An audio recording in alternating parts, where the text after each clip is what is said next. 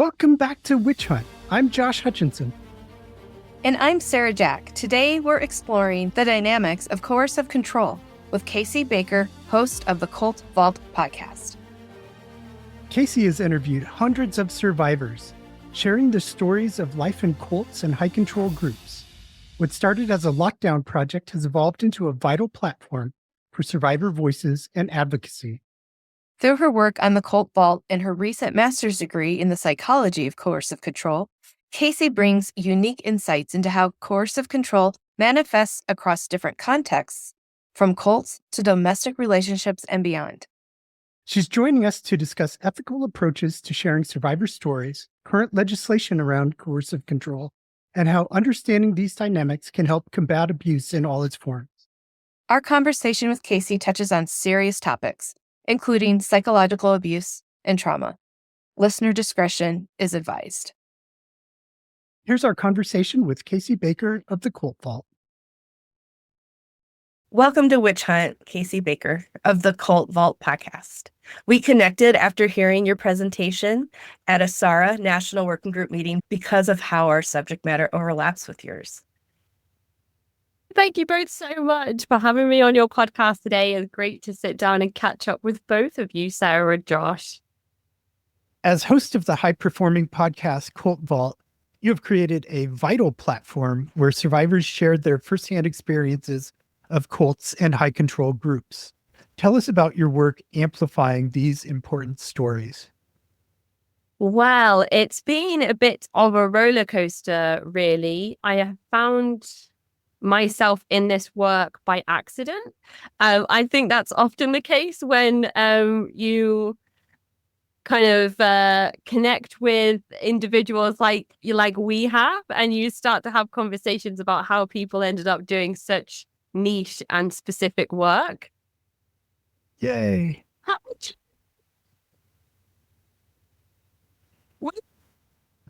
Well, that was a little pleasant introduction. Yeah. That was great. She's learning how to open her stair gate, so I think that's what it was kind of creepy, the slow So was that when I loved it. Yeah. Like, be waiting for it. Yeah.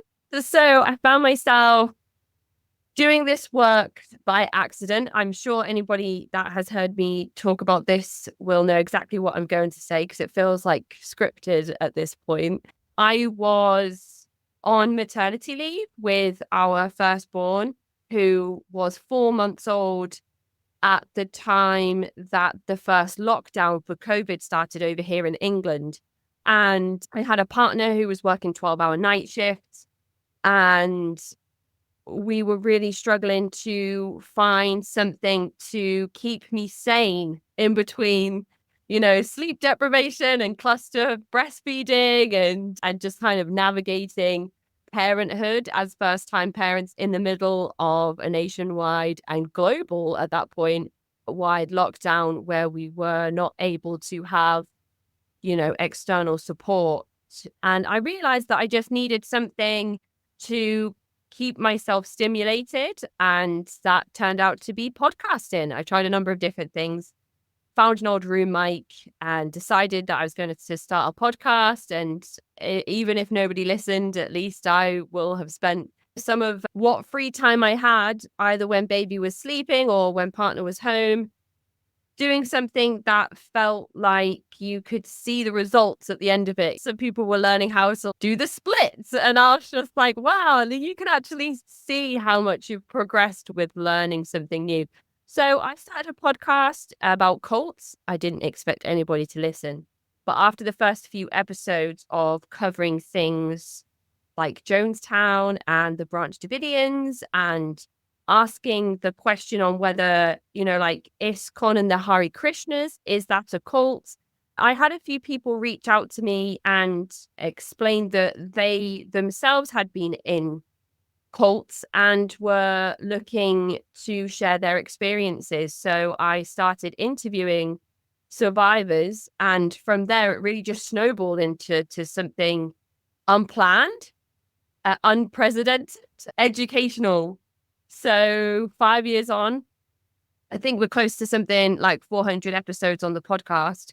And I realized that I had been learning so much along the way that I wanted to try and quantify academically some of the stuff that I had kind of self-educated myself on. And so tomorrow I graduate with a master's in the psychology of coercive control. And that's why I'm recording this evening with my curlers in. It's a very Scouse thing, which is like Liverpool, England. It's very common and typical for a woman to have her curls in before a night out. And I am up in Liverpool in England. So I feel more comfortable with my curlers in Liverpool than I do with them out. That's awesome. Congratulations. Do we need to define cult? Where do the boundaries fall around that? I think that every person you ask, how do you define the term cult, will define it slightly differently. Even different dictionaries have different definitions for the term cult. If you ask people in mainstream Christianity, they are likely to say that anything that doesn't conform to mainstream Christianity is a cult. So things like Seventh-day Adventism is a cult, or and then all of the splinters that come from that, because the Branch Davidians came from the Seventh-day Adventists, which came from mainstream Christianity. And there's so many different religious sects and factions that you can kind of look at that have had that same journey. But Christian Scientists, they would be labeled a cult movement by people in mainstream Christianity. And if you were to speak to cult experts, a lot of cult experts would say that there is a charismatic authoritarian leader who commands totalistic control of individuals underneath them, and demands that people obey a certain belief system that is not reflected in mainstream society, typically would be seen as quite radical or extreme, especially if those same belief systems were identified in mainstream religions outside of Christianity, like Islam, for example, which I think is a really interesting thing to look at on its own, how the rhetoric and the dogma and the theology is pretty much translatable between the major religious texts, but the way that propaganda works and the way that extremism works, we are quick to identify Islamic extremists, but we aren't able to look at the FLDS or Christian nationalism or Dominion theology and say, oh, actually, hang on, if you're talking about the one and true religion and supreme human race that all comes down to a theological basis, then that's all very similar. So in terms of defining the term cult, it's really tricky. There's even a group of people that are often referred to as cult apologists in the cult education and academic and awareness space that are defenders of cults and will use terminology like new religious movement. And instead of labeling a group as a cult, even if that group or organizational movement fits the framework of identifiable markers that make up what we recognize to be a cult, they are oftentimes paid by these groups to speak on national, international stages and defend the movement. Sometimes in the court of law, these people are also employed by cults to disagree with the cult expert that's been brought in to testify why a group is a cult, and then the cult apologist will be brought up by the opposing side to say, actually, this is not a cult for all of these reasons. So then massive divides in the cult education awareness space and how you would define a cult or how you would even summarize the definition. My really long-winded response is exactly what I said at the start. Everybody you ask will define a cult slightly differently, I think. That's really great. That is so much of it mirrors a lot of what we see with witchcraft, in which there's just all of this space and room for those definitions. Yeah. I think what's really tricky is that I think you have a much harder battle with the term witch because people can positively identify with that word and it can also be pejorative, whereas the word cult, I think, is universally pejorative, especially after the 70s and 80s. Before that, I think that word was used in a pejorative sense, but now it is mostly related to mass murders and suicides, and that's how the word reached mainstream pejorative kind of contextualization. Whereas witch, some people will take pride in identifying with that term. So I think you've got a harder job in trying to work between the two. It is hard to separate between different definitions of things. And like you said about cults, it depends on who's defining it, how they're going to define the word. It's relative to everybody's own perspective. And I think witchcraft is similar. Your perspective might be witchcraft is this positive thing, or your perspective might be witchcraft is this fearful thing. And how has your understanding of cult dynamics changed since you began the podcast? My gosh, it's been another whole roller coaster. Like this specific part of the journey has been probably the most illuminating for me in a personal sense. I was very much somebody that was what I would call an unethical true crime content consumer.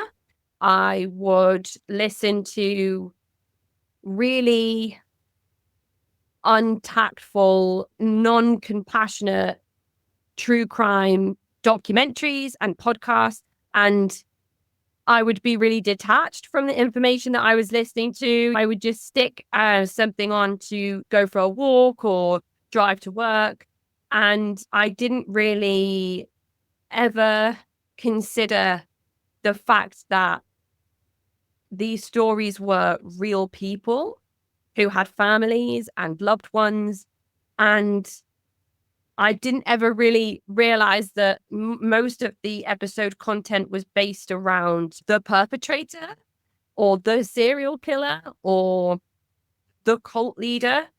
It was only after I started speaking to cult survivors that my whole kind of perception shifted on not just true crime content consuming and how to really try to develop my own more ethical content in terms of transparency and consent and personal psychoeducation. So I would understand the experiences that the people I was speaking with had been through, at least to some extent. I haven't been in a cult, so I'll never really fully understand. And everybody's experience is different. So even if I had been in a cult, my experience would still be different to those who had been in different environments or even the same environment.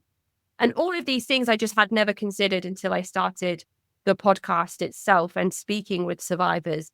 And I used to definitely be one of these people who would say, oh, if I was in an abusive relationship, like, why didn't they just leave? Like, I would just leave. Or who joins a cult? I would never join a cult. Or only stupid people join cults. And these really unhelpful misconceptions that the general wider public have about cults and coercive control in terms of abuse outside of cultic abuse or domestic abuse. Like, wherever you find coercive control, if it's in the workplace, if it's in the family, if it's in your yoga group or your church or your knitting group, or even in just some of the friendship groups that you have, the dog walking group that you go to, wherever you find coercive control, I really did have this skewed victim blaming mentality. And I'm not ashamed to talk about it because I think it shows that anybody can go on this learning journey and everybody can have this shift. in perception and education and understanding and compassion. But it does make me a bit uncomfortable to relive those really ignorant moments that I used to have. I have like 2 questions now. I got to decide which one wins, but let's talk about coercive control. What do we need to know about it, or what really developed around it for you with your research? I was having so many conversations with people about abuse. And usually it would come from me talking about the work that I do on the podcast, speaking with cult survivors, and then talking to somebody that, like at CrimeCon, for example, a fellow podcaster who is talking to victims of domestic violence or domestic abuse. And we would have these conversations where we'd be talking about the same thing. I'd be saying, well, the cult leader does this. And then my friend Lucy, who has a podcast called You Don't Own Me, she would be saying, oh, but that's what the domestic abuser does. That's what the perpetrator does. That's what the, violent spouse or the psychologically abusive spouse does. And I was thinking, oh my gosh, there's no way that this is just happening in all of these different pockets and it's not all connected somehow. But my brain wasn't going that far. I was speaking with people who had been in the military, and they were talking about their basic training and how coercive it was. And I was thinking, wow, that's just what cult leaders do. That's just the way that cults are set up. And I just wasn't realizing that all of these different contexts or environments where coercive control was taking place were all linked with this common thread. And it was only after I heard the term coercive control and I looked down at the definition, an act or a pattern of acts of assault, threats, humiliation, and intimidation with an aim to harm, punish, frighten, and control somebody. And I was like, wow, that could be the definition of cults, but it's also the definition of workplace abuse or sports abuse or human trafficking and modern slavery, the type of control that's exerted in that environment. And it was only when I came across the term coercive control that I was like, that's it. That's the thread that ties all of these contexts and environments together. And it was like a light bulb moment. And I was so relieved. But then I thought, what do I do with this now? I can start to invite survivors of other forms of or other contexts of abuse, not other forms, because as we've just explained, it's all coercive and controlling behavior. But I could start to ask human trafficking survivors, or people that have experienced workplace abuse, or people that have experienced female genital mutilation or breast flattening, or any of these types of coercive procedures and abuses, onto the podcast to share their experiences so we could continue to kind of like unify these contexts somehow. And then I came across the master's course at Salford University, the psychology of coercive control. And it was being pitched as the only course of its kind, which worried me at first. Some people were like, wow, it's the only course of its kind. And I was like, that's really dodgy to me, though, because one of Lifton's 8 criteria is mystical manipulation, where they would say, wow, join our group. We have the one true word. We know the one true answer to this question. We have this thing and it's one of a kind. So I was a bit dubious, because if anybody's presenting themselves in that way, I think it's important to try and be as questioning and critical as possible. But I was also coming across moments of people saying, oh, you're a cult expert. And I'd be like, I'm not a cult expert. I'm like maybe a like 4 person's version of a cult expert. I'm just over here like, I can answer a few questions. And the more it happened and the more uncomfortable I felt, the more I thought maybe if I could quantify academically everything that I'd learned over the last 5 years, I might feel a bit more comfortable with people saying she's a cult expert, or can you come and be an expert witness in this federal trial that we have coming up? So I went through the Salford University course. I was very thankful to get a place on the psychology course because I have an arts undergraduate background. So I didn't know if I'd be eligible for a psychology master's. But yeah, 1 year on and we're done. We're finished with it. And I was so relieved that it's over. It was a lot of hard work. But yes, I am now Kacey Baker, MSc. Well done. And I want to add that one of the things I love about podcasting is you get some multicultural experiences. And your story with your hair today is one of those. I love that. It's like unexpected. But when you talked about being so comfortable in the community, and I'm like, I just learned about that culture there a little bit more. So anyway. Great. Yeah. If you ever come over to England and you visit Liverpool, you'll see exactly what I mean. There's a pajama culture over here as well. If you go out in your curlers and your pajamas, like people know you be getting married in the morning, That's that's awesome. serious. Like I'm ready for a night out aesthetic. Yeah, it's great. It's not something that I would have done when I lived down south, but now that I've lived up here in the north in this particular area for a long time, it's great. I do. I'm very lucky and fortunate to have the opportunity to speak with people from all around the world. I've spoken with people from the Philippines, Mexico, Australia, New Zealand, South Africa. I speak more with people over in America than I do people from here in England, but I'm so lucky with the diversity of guests that are willing to come and share their experiences on the podcast. It's an incredible education for me, and I receive so many emails and comments on YouTube and reviews on Apple Podcasts of just people thanking the survivors for coming onto the podcast to share their experiences, and how validating that is for other survivors who are tuning into the podcast. So it's multifaceted in the impact that it has, and the testimonies that each brave person comes forward to tell moments of their deepest vulnerabilities and most difficult moments in their lives. And it's hopefully a healing experience more than a re-traumatizing experience, because that's something that I do try and avoid at all costs with each guest that comes onto the show. It requires a special touch, doesn't it? I think so. I think the more that I can learn and the more compassionate I can be, hopefully the more supportive and reassuring the process of being on the podcast is. But that's why, as you two will both know, there is a pre-interview process that I try to go through with each participant before we record.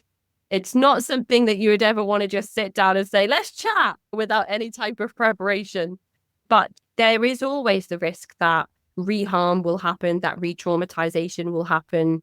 As much as we try to avoid that, anytime you sit down to talk about the experiences that you've had in your life that have been the most difficult, sometimes that will just stay with you. I have that when I sit down with my friends and we talk about things that happened from our childhood, and then all of a sudden we're like not feeling okay for a few days, which is absolutely nothing like the types of conversations that I'm having on the podcast. But in terms of a spectrum, I think we all know how it feels sometimes to open up with our vulnerabilities, and how sometimes we can shut the door and sometimes we can't. Yeah. One of the things that we have heard about in India is with witchcraft accusation support, or those mostly women, but not always, who have been attacked. Some of the communities, there unfortunately are so many that they're coming together to work through it and talking about their stories.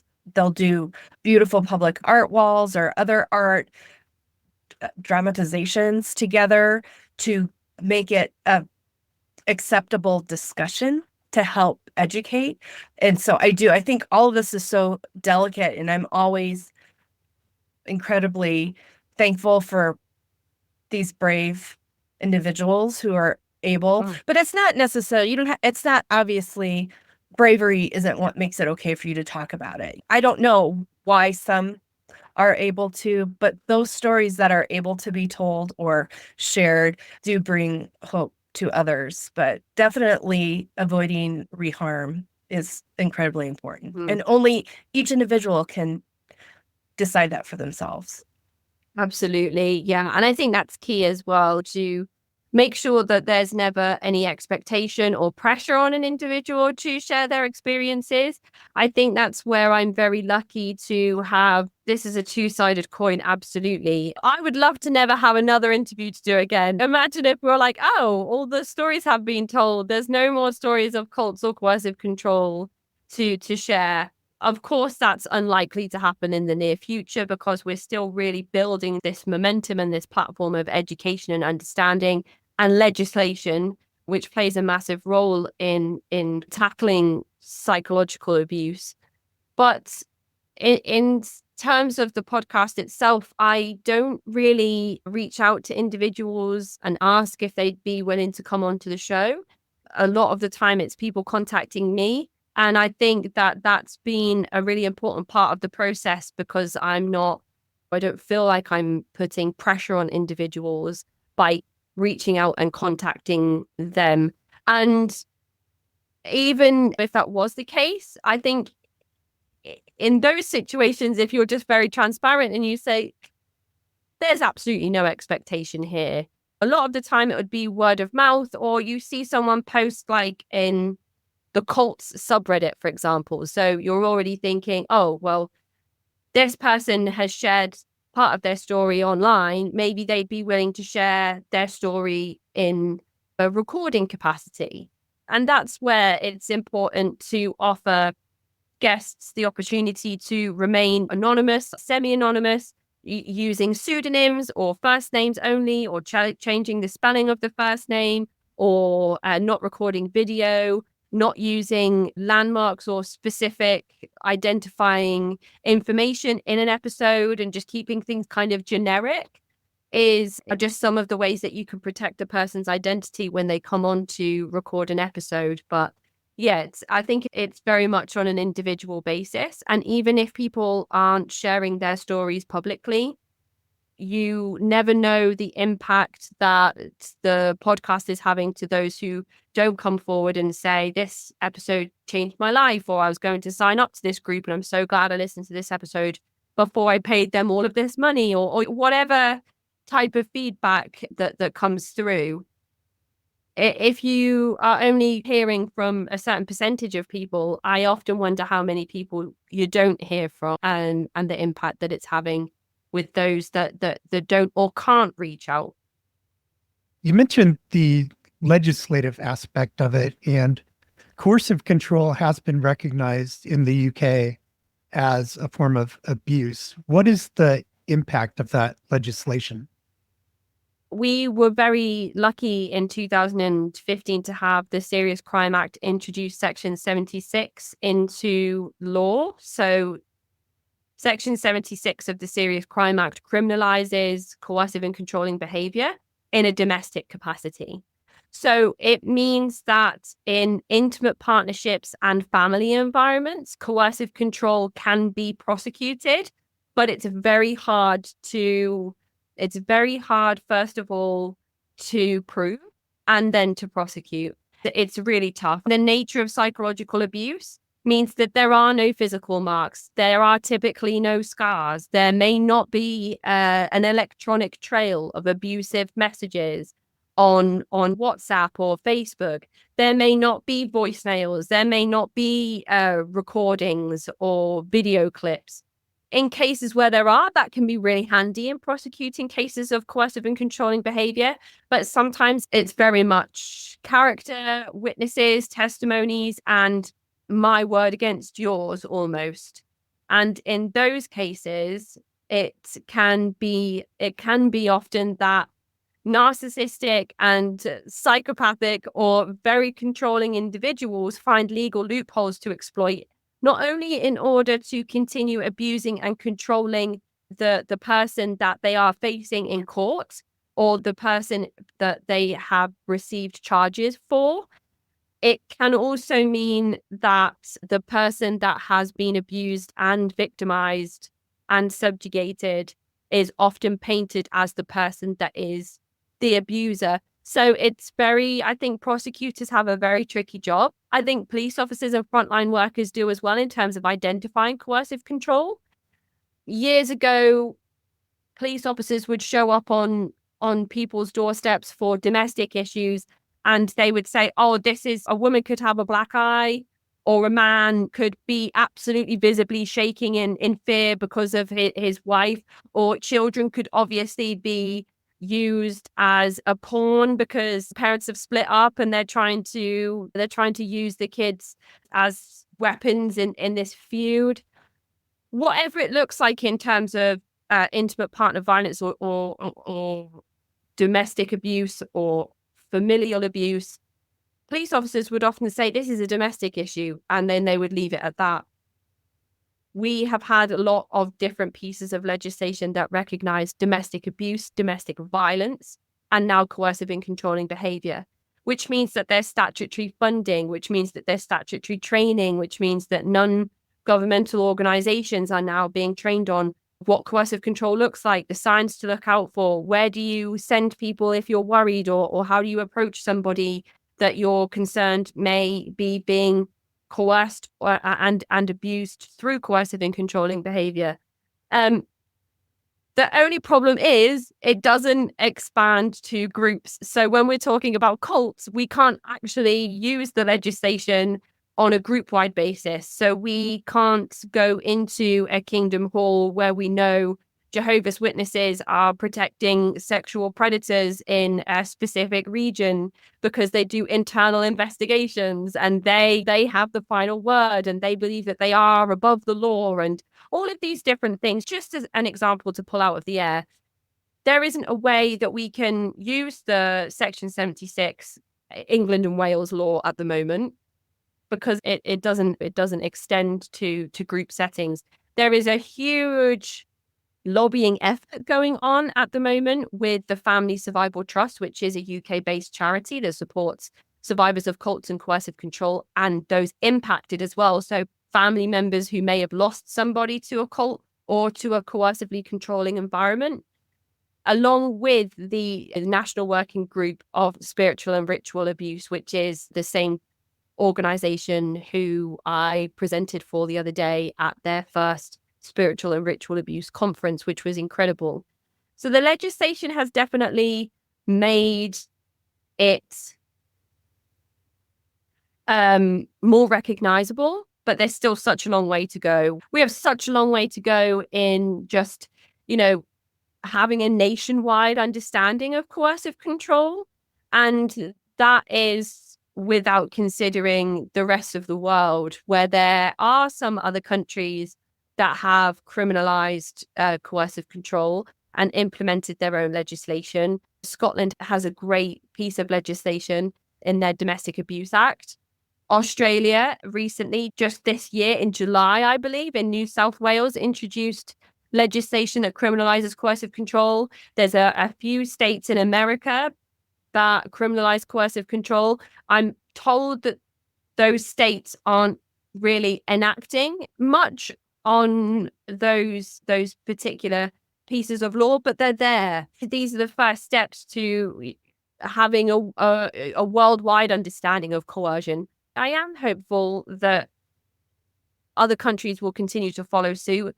We will continue to tweak and amend the legislation as we did with the Domestic Abuse Act in 2021.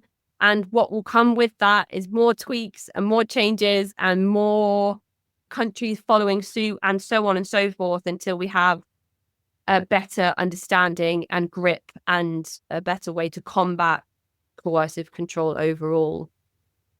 And the National Working Group and this conference, I'm so eager to see what's next. I know this conference was focused on victim stories, but you also have this strong legal component as far as expertise and experience, and as you mentioned, lobbying.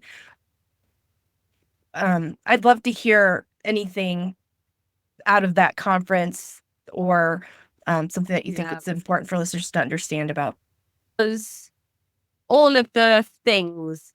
And what I mean, all of the emotions and all of the things. It was exciting, and it was nerve-wracking, and it was exhausting, and it was frustrating, and it was heartbreaking, and it was motivating, inspiring, invigorating. I honestly felt like I'd been hit by a train by the end of this conference. And then the next day I woke up and felt like I'd been drinking for a week straight and had the worst hangover of my life. My body and my brain felt absolutely battered. But I also can't explain how refreshing it was. Like, and I'd never felt this before, going into a room where everybody understands that coercive control happens across contexts. I feel like I've been shouting this for the last however many years on my little soapbox, and people are like, oh, actually, that makes sense, doesn't it? If you think about it that way. But in this room, everybody already knew. You didn't have to have that preamble. You didn't have to have that conversation. Everybody already knew. Everybody was on board. Everybody wants this legislation amended. It was just like we could really get down to brass tacks. We could really get down to business and talk about how deep this thing goes and how much change we can make and where we can go next and what we can do, because we didn't have to get all of those kind of initial conversations out of the way.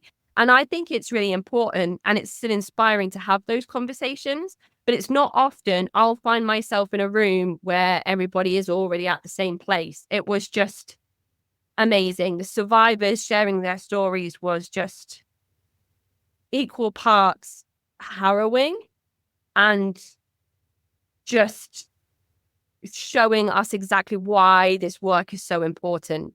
And oftentimes when you speak, so that there were people that were from domestic violence charities, and they were like, yes, we already know all of this stuff about cults. They weren't 3 years ago me having this conversation with my friend Lucy where I'm like, oh my gosh, our work's the same. Like, your domestic abuser and this cult leader, like, they're the same thing. Everybody was so past that point. It was incredible. Jordan and the team, Sam and Tox, they put together this incredible conference that I felt really, really thankful and privileged and honored to be a part of, and to share my master's research findings towards the end of the day in this lineup. And it was the first conference as well. So I do feel like it's going to continue getting bigger and better every year. I think I might just need to like book myself into a spa the next day and just kind of like, come down from all of it, because it was a lot. Talking about the various contexts that coercive control appears in, we've even learned about it in a witchcraft context where people manipulate somebody's fear of witchcraft and coerce them into human trafficking or other situations. Yeah, absolutely. Absolutely. I think that's really important, Josh, to highlight, when I talk about how coercive control is present across contexts, it also intersects the same way that my work intersects with every other person that was at this conference. You will find typically in a cult that there will be people that are abusive in the home, and also people that are, and those same people will be abused in the cult. And some of those people in the cult may then be trafficked to a different state or a different country. So when we talk about coercive control happening in all of these contexts, it definitely intersects and overlaps as well. And I think that's really important to point out, Josh. We heard a story from one survivor who did share her experiences of being trafficked to a different country, having her passport taken away, or at least attempts to try and remove her passport. And then she would have candles laid outside of her door. She was forced to drink blood. And then she was told that if she didn't follow any of the rules that she was given to the letter, the blood would kill her from the inside out. And this, to people that have not grown up in environments where this type of witchcraft is used to scare people or to control people, that all might sound a bit ludicrous and over the top to us. But for people that have grown up in these belief systems, where if you come outside and there's a chicken on your doorstep, that means something very significant in your culture, in your community, in your ancestry. So it was really important to,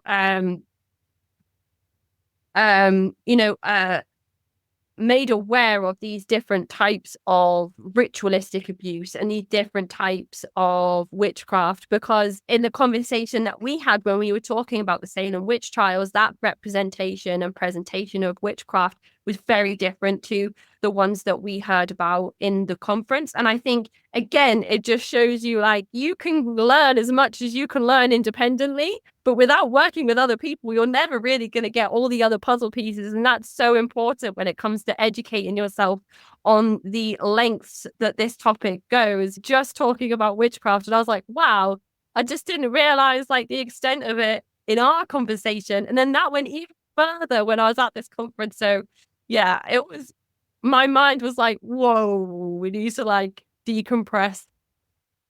I've had that experience when, as this has progressed, a lot of what you have shared about your journey of coming to understand and to grips and perspective, I've really experienced that in this whole witch hunt context.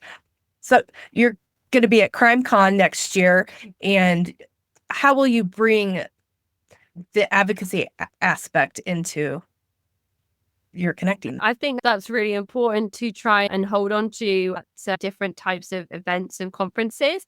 Of course, the spiritual and ritual abuse conference was survivor focused, and it was a very warm, informed, it was a very smart room. I felt a bit intimidated getting up. The chief crown prosecutor was there, and I was like, oh. And there are also incredibly accomplished and intelligent people at CrimeCon, the best in their field in terms of retired detectives, senior investigating officers, forensic psychologists, psychoanalysts. There's lots of very learned people with lots of life experience and work experience under their belt that come to talk at CrimeCon.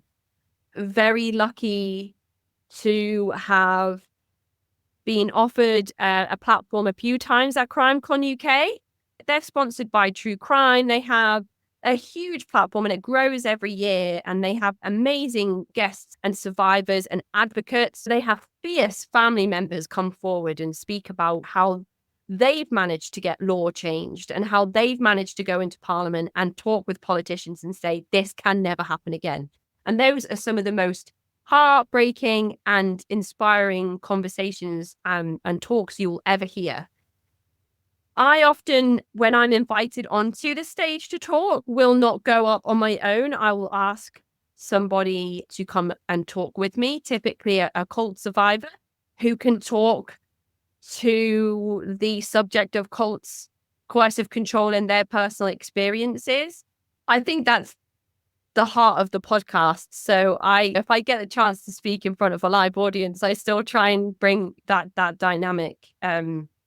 There's so much that I could say about cults, but when it really comes down to what it feels like to be either born and raised or recruited into a cult or high control group, to experience the level of manipulation and coercion inside that group, and then to rebuild your life afterwards, which is so important and often so overlooked in so many pieces of media to do with cults and coercive control.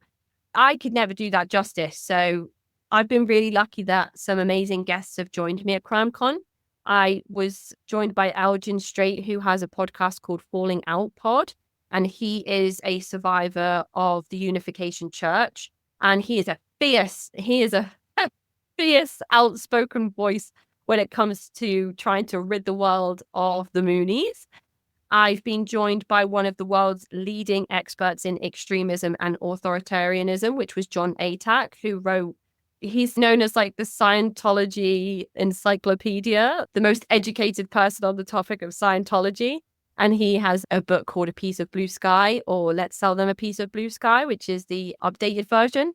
And he's just like, honestly, a book of facts. Everything he reels off is a date and a place and a person and an anecdote and a quote. And He is amazing, and I'm very lucky to have had him take me under his wing and mentor me somewhat in how to navigate this space. So I've been really lucky with CrimeCon to continue receiving invitations back to the event and to represent cults, because I'm usually the only person there that is talking about cults. I'm like the little resident cult person. They call me the resident cult expert. But again, I'm like, maybe one day.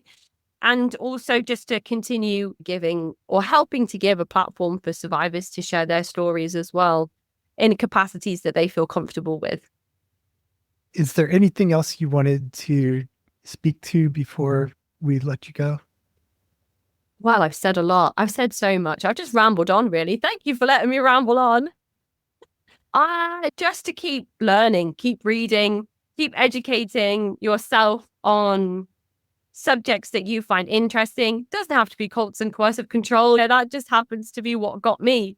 I never expected to find myself in a position where I would be an ally and I would be advocating for people and I would be lobbying for legislative change to such a capacity that I would get myself a master's and kind of retrain in a whole new career and area just out of an interest in a particular subject. And that subject happened to be cults. It's incredible what you can do when you are just interested in something. You don't have to be like trying to take on the world or trying to carry the world on your shoulders or anything like that. But you never know who you might be helping in just taking an interest in something and trying to understand it a little better. And I think that if we all just did that a little bit more, and we tried to approach that with an open mind and a bit of compassion, we could be changing our own lives and maybe other people's as well. So yeah, just take an interest in something and then, take a little bit more. Thank you so very much. Thank you. Thank you. Thank you, Sarah. Thank you, Josh. Thank you for all the work that you do as well and for letting me come and just blah, blah, blah, blah, blah on your show. Thank you. Mary Bingham is back with Minute with Mary. Margot Burns reminded me that one of the best published sources in which she made a huge contribution was not a primary source, but the best secondary source. Wait, what? That's right. Records of the Salem Witch Hunt is a top-notch secondary source. It is as close to a published primary source available to us, better than the Salem Witch Papers, which were found to be published with some transcription errors. The team that traveled to locate all of the known documents pertaining to the Salem witch trials for records of the Salem Witch Hunt, who transcribed these original documents from the original handwriting, were the best of the best. The reason it's not considered a primary source? Because the reader cannot see the original handwriting. Another great source is this series. Unlike the records of the Salem Witch Hunt, these court documents listed in these publications, which are 9 volumes in total, do not include every single piece of information for every case. Please send me an email if you'd like to know how to find an original court record of Essex County in the original court recorder's handwriting, so most of the complete story of the case in which you are interested can be presented to you. My email is barry.bingham@endwitchhunts.org. Thank you. Thank you, Mary. And Sarah has End Witch Hunts news. End Witch Hunts news. Historic justice within reach. Maryland and Massachusetts considered generations overdue witch trial exonerations. Following Connecticut's landmark 2023 resolution HJ34, a resolution concerning certain witchcraft convictions in colonial Connecticut, acknowledging witch trial victims, Maryland and Massachusetts are poised to take similar historic steps. Maryland's House Joint Resolution 2 seeks justice for alleged witches Rebecca Fowler and Mal Dyer, while Massachusetts' HG 3054 aims to exonerate Boston's witch trial victims Margaret Jones, Elizabeth Kendall, Alice Lake, Ann Hibbins, and Goody Glover. The momentum is building, but these bills need public support to advance through committee and reach full legislative votes. These victims, our neighbors from centuries past, can no longer speak for themselves. We must be their voice. You are part of that voice. Join our community advocacy efforts. Take action now by signing the petitions. Sign the Massachusetts petition at change.org/witch trials. And also sign the Maryland petition at change.org/MD witch trials. Send an email of support to your delegate if you live in Maryland or Massachusetts. Connecticut's successful resolution, which passed with overwhelming bipartisan support, shows what's possible. These new initiatives recognize that witch hunts extended beyond Salem, affecting innocent people across multiple colonies, a pattern of persecution that continues globally today. For more information on modern witchcraft allegations, visit endwitchhunts.org, our nonprofit. For guidance on contacting your delegate or getting involved, visit our website. Links to Connecticut's public testimony records are in the show notes and are a great guide to express your own support for the Maryland and Massachusetts efforts. Thank you for using your voice to break the silence and help securing long overdue justice for these innocent victims. Finally, but not least, join us at Connecticut's Old State House on February 1st at 1 p.m. for our Connecticut Witch Trials Remembrance event, remembering the innocent victims of Connecticut's witch trials. This afternoon of reflection and action will honor Connecticut's witch trial victims through a dramatic reading, a remembrance ceremony, and a community discussion about the history and the path forward to a monument. Distinguished speakers will share insights about Connecticut's successful resolution, and Josh and I will be there in person as the event's MCs. Reserve your spot today on eventbrite.com with a free ticket. Thank you, Sarah. You're welcome. Thank you for joining us for this episode of Witch Hunt. Spend time with us again next week. Have a great today and a beautiful tomorrow.